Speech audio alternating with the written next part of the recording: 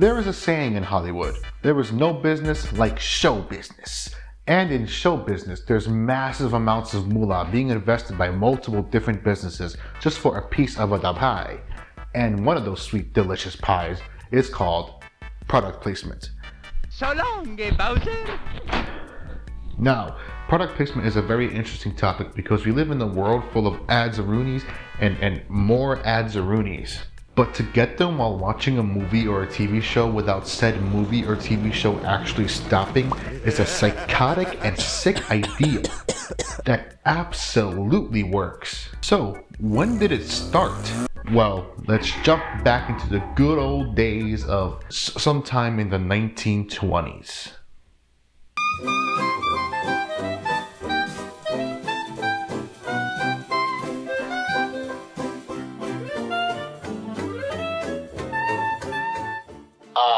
The 1920s. What a time to be alive. For rich white people, anyway. No, literally, like, if you weren't white, you weren't exactly having a blast, you know? And this was also around the time when a Great Depression, bigger than my own, started. So that means if you didn't have any money, you were absolutely screwed. But anyway, films around this time were silent.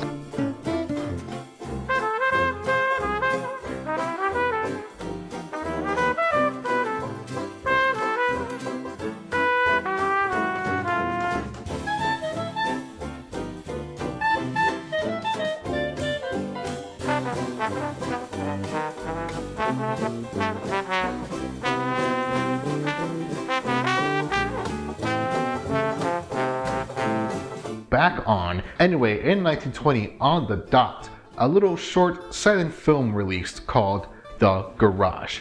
And in that garage will be the first ever product placement in cinematic history.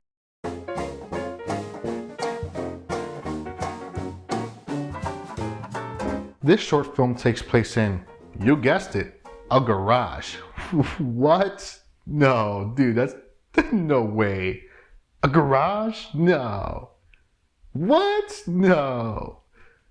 The garage takes place in a garage? No. Throughout the film, though, you can see a sign for the business clear as day, and that business was Red Crown Gasoline. Now, as I was researching this topic, it's actually very unclear if Red Crown even paid anything for their business to be advertised as it is in the film, but I would imagine their sales went up, so it's still considered product placement. Or maybe the sales didn't go up, because as I was researching this, it turns out it was very controversial. I get it though, you paid really good money to watch some people do some silly movements with their bodies, not to have Red Crown Gasoline thrown in your face over and over again.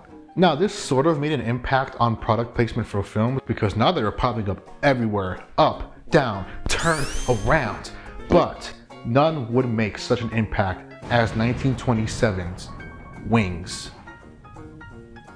Wings sound really good right now, I'm not gonna lie to y'all. This movie was the first ever movie to win Best Picture at the Oscars. What? A silent film winning an Oscar? That's blasphemy. Dare I say, really, really weird, but it was like 1920, so what you gonna do, you know? In this movie though, there is a product placement for a little candy called Hershey's. That's right, Hershey's is more than 100 years old. Let that sink in. That's old ass chocolate.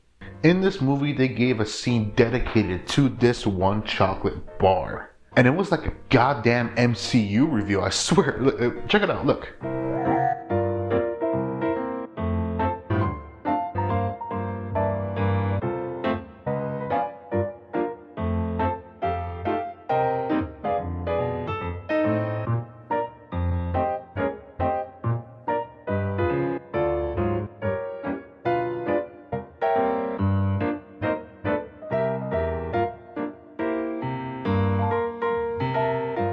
Wings, not being an Oscar-winning movie with Hershey's in it, showed any other business that produced products that this is a for sure way to get some chicka chicka ching ching, if you know what I mean. That means money, not sex, you idiot. Not to many people. It's confusing because why in the hell would these companies pay millions to billions of dollars just for 5 seconds of screen time, either in the front or sometimes in the background? Well, my dear friends, that is because time and time again, it has proven to increase their sales, even for a little bit around the time the movie comes out. If you've never seen this movie, first things first, what is wrong with you and why do you suck? Seriously. Get help. This movie decided to work with, you guessed it, Hershey's, to get a candy of choice for the film. Now hear this, according to this article right here, M&M's was initially the choice of candy for the film, but stupidly and idiotically they said no. Firstly, how do you say no to Mr. Animaniac himself? And secondly, because of M&M's decision, Reese's became the main playboy for this film, and because of that, their sales increased. Now here's why M&M's kind of dropped the ball on this one. E.T. made $792.9 million in the box office. Mind you, a movie ticket was about $3 in that time period, so a lot of people went to go watch that movie. And just for example's sake, right, let's say 500,000 people went to go watch it, right? It's probably more, but let's just say that 500,000 people went to go watch this movie. That means 500,000 people saw a pack of Reese's, and let's say 15,000 of the 500,000 went to go see it. That may not sound like a lot next to 500,000, but 15,000 people are buying a pack of Reese's. That is a lot of money. M&M's messed up big time. Not to even mention that Hershey's did pay like $1 million for advertisements for this movie, but like, that's probably the best million they've spent. Product placement isn't a joke, but what a lot of people don't know is that there are 3 different types of product placement. So what exactly are those types?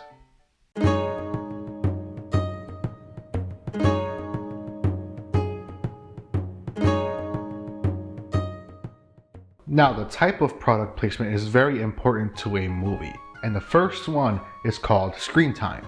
This is pretty self-explanatory. Essentially, the product is either displayed in the background, just like this, or in front of you, in your face, just like this.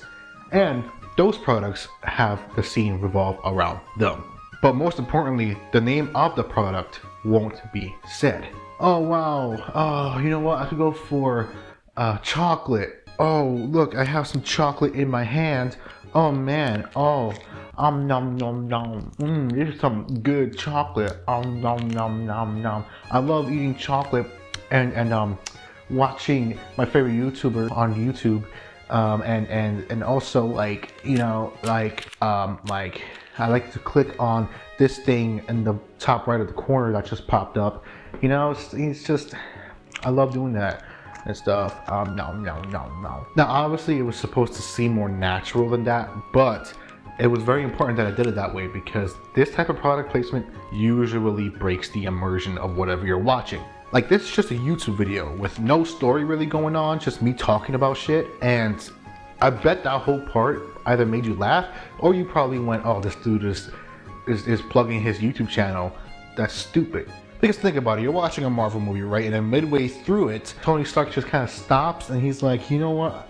I could eat a burger, and he's eating a burger and the rapper has Burger King and he still talks to whoever he's with. But that's it. And you're kind of like, okay, come on, dude. Really? Really, you don't have to put the Burger King thing all up in my face. I can see it. Speaking of which, this brings me to the second form of product placement, which is script time. Now, this is not the same thing as screen time because this time, this product actually has a placement in the script. There's a whole scene revolving around that one product. For example, I'm kind of parched right now, right? And I will tell you, you know what? I could go for a Coke. I love Cokes. And then I grab the can of Coke. And I'm like, look, I found a Coke, and then I drink it. Ah, that's some good Coke right there. Oh wow, Coca-Cola, delicioso. Now this one isn't as subtle, but let me tell you some other examples of it. In Avengers Endgame, when Tony tells Rocket that he's a Build-A-Bear, that's one example. Back to the Future 2, where they have the Pepsi-Cola thing, and he's like asking for a Pepsi, and they're like, here's a Pepsi, and then Pepsi comes up in a cool, really cool way, and it's like, that's also one, it's like a whole thing. Like, watch the movie, it's a whole scene, alright? That's an example. Fun fact, Space Jam 1 was actually made to advertise for Jordans. I kid you not. Okay, it all started because there was a commercial with Michael Jordan and Bugs Bunny, and then they were like, that'd be a good movie, and then they made the movie. Well, obviously you have Michael Jordan there, so it's like, okay, I gotta get Jordans now, and it's the whole thing. And also, like, they were also, you know, promoting Looney Tunes. It's dude, Hollywood is crazy, man. I don't understand. Now it's time to talk about the last form of product placement, which is, drum roll please,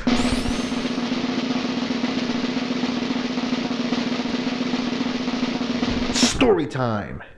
Unlike the other ones, this one is actually the most subtle one of them all. These ones act more like screen time, except instead of being the focus of the scene, they are a part of the scene. I don't know if that made much sense, but just in case, let me elaborate, alright? In Marvel movies, you see cars like this, and these cars have manufacturers with names.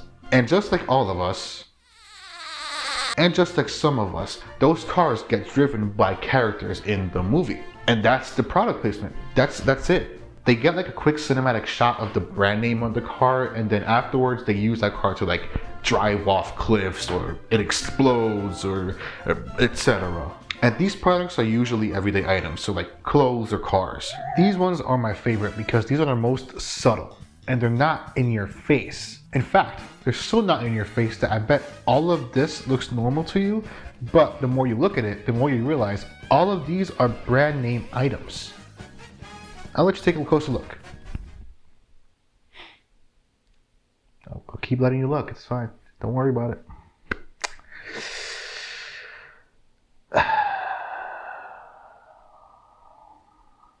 Alright, that's enough. Now, typically when it comes to this type of product placement, most of the marketing is done outside of said movie. Think of it as a two-part movie. The first part is the product making a commercial with the star of the movie in it. And the second part is the product appearing in the movie as an everyday item, but it showcases them being the choice of product by the cast of characters. Now, obviously, product placement has revolutionized advertising in entertainment in general.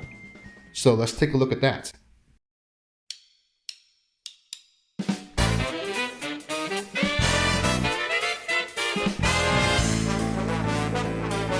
So this is going to be short, but how has product placement taken an effect on entertainment as we know it? Well, let's look at one of the biggest boys right now. YouTube.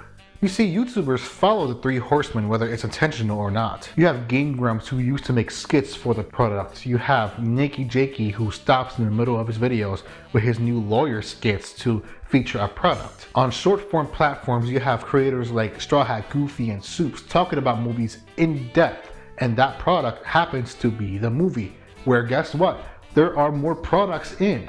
Hell, there are even live streams featuring live streamers featuring a product. I have no words. Mostly because that was the end of my script. So the next time you see a product placement in anything, remember this video. And also, don't cave into it. Alright, just because you see Tony Stark eating Burger King doesn't mean you have to as well. Get McDonald's instead, it's better. Anyway, that's the video, guys. I hope you enjoyed, and I'll see you in the next one. I don't know when that'll be, probably in another month or two. You know, these videos take time. Alright. Bye. Bye.